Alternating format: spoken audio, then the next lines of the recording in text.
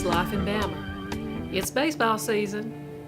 I'm here to talk with you about our nation's oldest ballpark, and that is Rickwood Field in Birmingham, Alabama.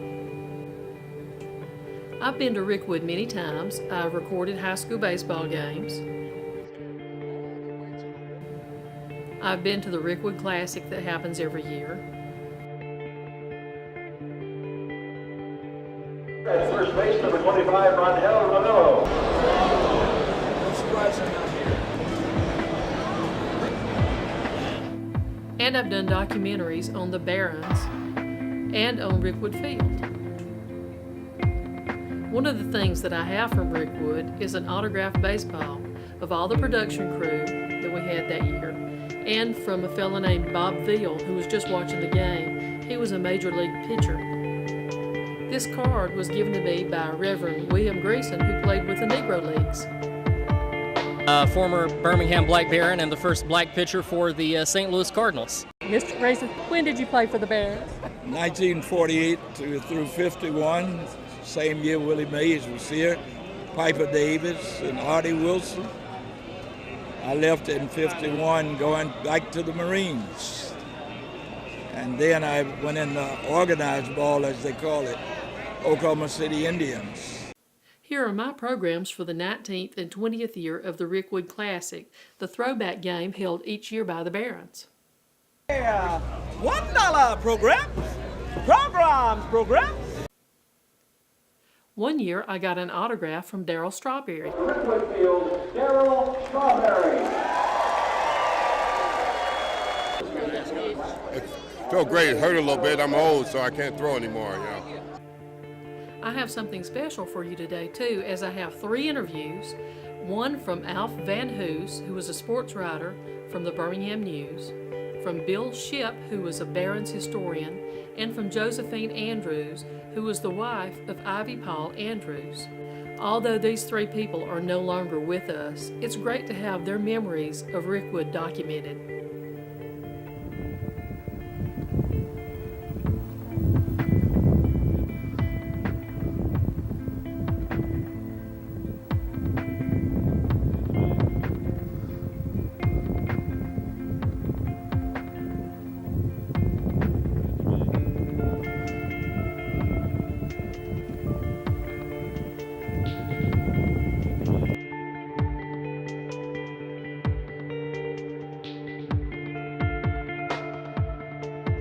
Well, first thing, it's a relaxing game. It's a family game. It's a democratic game. It's the only real professional team sport remaining that average human beings can play. And I think people can identify with it, and the whole stage is before you, and you can recognize what's going on, and you can become a part of it.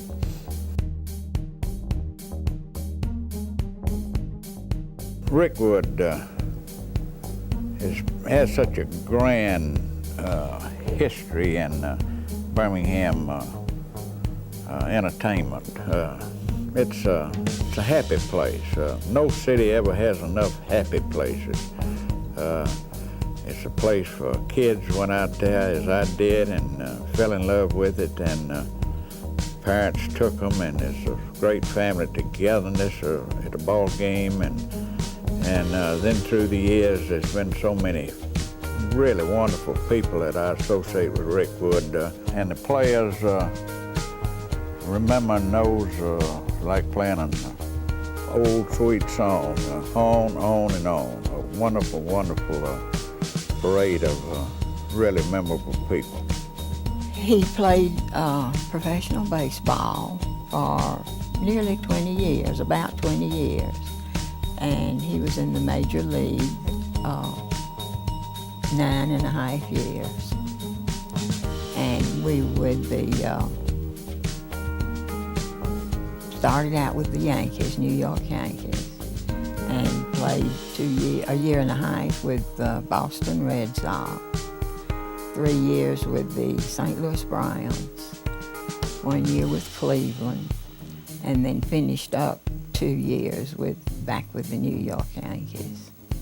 Then we stayed in the Yankee farm system for a number of years, and they sent us to Hollywood, California, which was AAA then.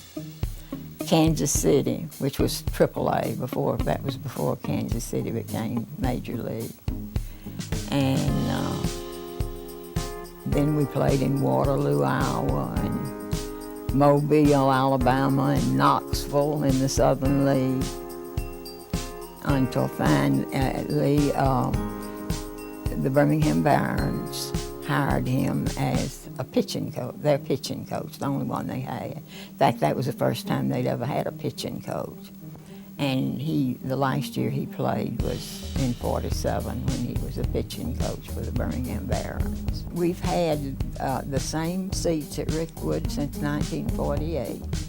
Of course, in '47 I sat, you know, where the other wives sat. And then the next year when Paul was not working for them, well, we bought those box seats right back at the dugout and still have them. I've had them all these years. And when we moved to the Metropolitan Stadium, Mr. Clarkson did all he could to put me in the same spot, and he did a great job of it. When they first put the press box up there, the sports writers had to climb a chain ladder to get to the press box. And I just know that that they completed the ballpark just a matter of a few hours before the first game was played. But of course, I wasn't there. I wasn't there when Ray Caldwell beat Dizzy Dean in the Dixie series. But in fact, Caldwell was pitching professional baseball before Dizzy Dean was born. Roof over the right field stands. That's been a target since 1910 when the park first opened. No, it's been, well, I'd say that. I wasn't around then, but I'm not sure the roof was there at that time, but it was certainly there in the early 1930s, first time I came to Rickwood.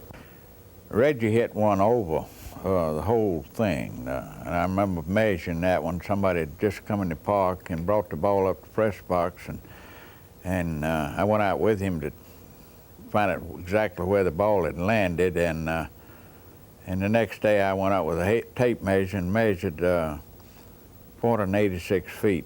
That Reggie, incidentally being Reggie Jackson, Stan Musial hit a ball on the roof in an exhibition game when he was the St. Louis Cardinals star.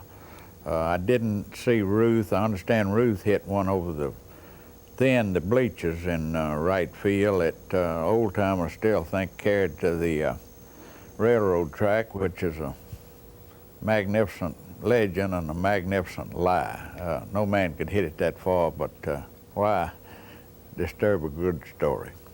The first time I met Babe Ruth is sort of an interesting story.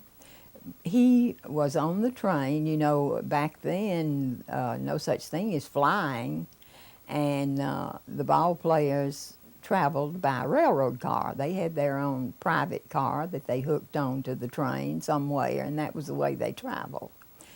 I was home for spring holidays from college, and Paul had called me and said they were going to be passing through Birmingham and had an hour to wait over there and wanted me to come over and see him, which I did. And while we were standing there talking here, Babe Ruth came off the train and came over to where we were and said that he came to meet this rookie's girlfriend because he thought she deserved an apology, is what he told me. He said that, and I had sent Paul some silk pajamas while he was in spring training. And the first night on the train, Babe Ruth had walked up to him and said, "Look at this rookie with these silk pajamas on." And he took it by the top and pulled all the buttons off. And then ended up offering Paul a $50 bill, which was a lot of money then, which Paul did not take, of course. But anyhow, Babe said he thought I deserved an apology for tearing up my pajamas that I had sent. During the time of Babe Ruth and Lou Gehrig, Paul and I were not married in those early years, but we married while he was with the Browns. And then when the Yankees brought him back, Babe Ruth had retired, and Joe DiMaggio was playing. And Joe DiMaggio and Paul roomed together on the road. And when Paul was inducted into the Alabama Sports Hall of Fame, I feel sure that a letter that Joe DiMaggio wrote to the Hall of Fame was very instrumental in Paul being considered, you know, as a member of the Alabama Sports Hall of Fame. He didn't think of himself as a superstar. It was just a way of life with us, you know, and we realized that we were lucky to be playing baseball and staying in the big league as long as we did, even though there were players that stayed much longer, of course. But he was thankful for the years that he had. I never heard him grumble about anything concerning his baseball days. He loved it, and most of the players did then. I'm not saying they don't love it now, but it just seems now that the ball players are thinking more salary-wise than they are anything else. Thank you for joining me. I hope you enjoyed this video. If you enjoy my videos, please subscribe to my channel. After you subscribe, a little bell will show up. If you will, click on that bell so you'll get notifications when I load up new videos. We will see you next time on Life in Bama.